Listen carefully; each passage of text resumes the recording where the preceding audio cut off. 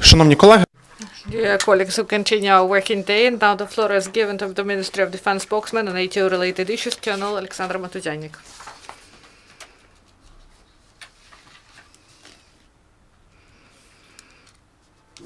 Good afternoon, everyone. Now the information about the main events that happened in the EU area. Yesterday, the activity of the militants increased for the first time since 14th of April 2016. The number of enemy shelling exceeded 100. The enemy brought additional artillery reserves and used cannons and Grad systems. Russian occupation forces ruined the civil infrastructure and bring death and injury among civilians. And the most tense situation in Avdiivka, Krasnogorovka, and Mariinka. Ukrainian forces courageously hold positions and return fire both during the day and at night. Now the information in more detail. In the Lugansk area, lion's share of the shellings are in Popasnyansky region. The military action started yesterday at 10 a.m. and lasted until late in the evening. The enemy there used mortars and artillery, launching at our positions not less than 50 mines. Also, mortar shellings delivered by the militants happened in CZ, Stanitsa-Lugansk region, and Krymsk-Novaidarsk region. On the whole, during the last 24 hours in Lugansk area, there were 15 enemy shelling, including 8 with the use of heavy weapons. Donetsk area. At the front line near Avdiivka, during the last 24 hours, the situation didn't change.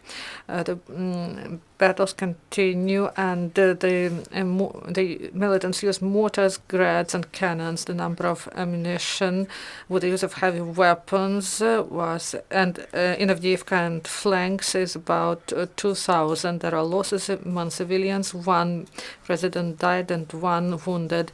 Also, in the course of enemy shelling, a foreign journalist was injured in the face.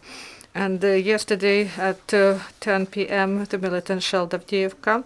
They hit stadium of school number 2, where there is tent camp for residents of Avdiivka. And this facility is in 5 kilometers from the western part of this town. And also there are some casualties. So the enemy continue the offensive near Shakhta Butovka, Opitna, and Pisky. Spartak and the Donetsk airport are filled with mortar squads, cannons, tanks, and Grad system. They shell Ukrainian positions both at night and during the day. Now our servicemen return fire. Also, the enemy is active in Svetlodarsk, Balcha, near Gorlovka, where the enemy artillery tried to break our defense. These aggressive actions fail, and the enemy sustain heavy losses and do not reach their goals. In the Mariupol area, there the number of enemy shelling increased sharply from 35 to 72.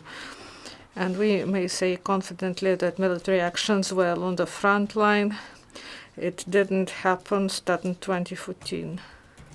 And the enemy launched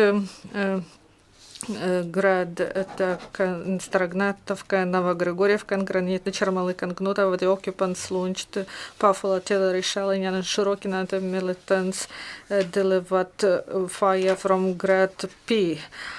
And also in the region of Shirokin, the enemy used mortars, armored vehicles, and small arms. Also, the shelling in Mariinsky region continue. The aim is residents and civil infrastructure.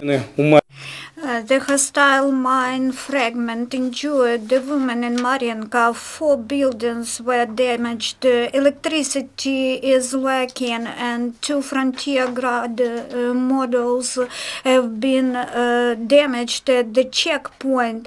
Last day, as a result of hostilities, 3 Ukrainian military men and 1 emergency service employee were killed. 18 military men and 1 one emergency service employee were injured. In particular, two military sanitary instructors died in Svetlodarsk Salyan, one military man of Armed Forces of Ukraine and one employee of emergency service were killed in Avdiivka. One military man was injured in Oleksandrivka, one in Zaivtseva, one in Marienka.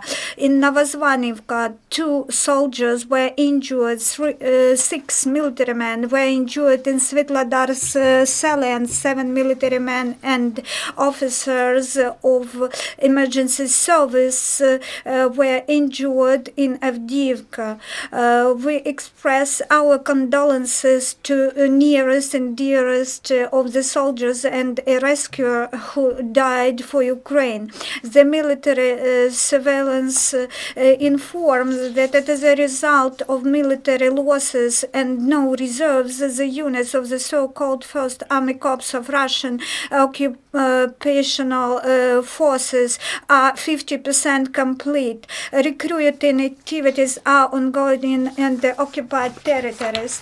The 9th Regiment of Russian occupants take even thieves and drunkards. They are being recruited. Also, recruiters work in Rostov region and in Stavropol region of Russia. Ukrainian law enforcement officers are detaining accomplices of the occupants. Local resident of Avdiivka collected and transferred information to mercenaries about locations of Ukrainian units, identifying the coordinates of command posts and strongholds.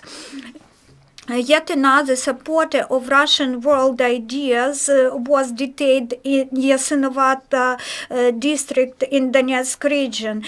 He was an agent in the network of mercenaries, and he transferred military information and corrected artillery fire. Yet another mercenary was detained by policemen in Makiivka in 2014. And when the Makiivka was occupied, this resident was recruited.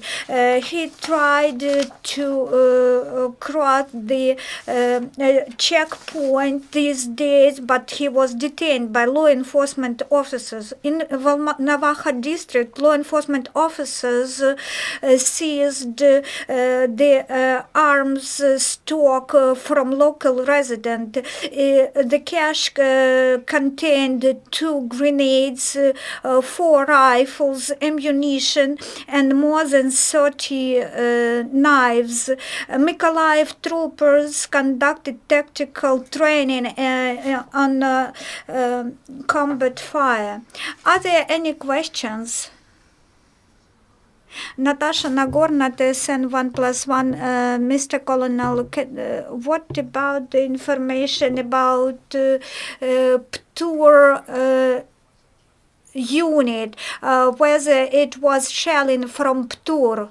Mr. Colonel, can you specify, just for avoidance of doubt, you told that 2 paramedicians were injured or killed. They are all losses, including our total losses. What are they? The total losses during last day as a result of military actions: 3 Ukrainian military men died, 1 emergency service employee died, 18 military men were injured, and 1 emergency service employee was injured. So a total losses amount to 4 persons. You told that This was the highest losses since summer. We have not seen, we have not observed so intensive hostilities in three areas in Donetsk, Lugansk, and Mariupol sectors. The hostilities are most intensive since summer last year. Yes, our next briefing will be in several minutes.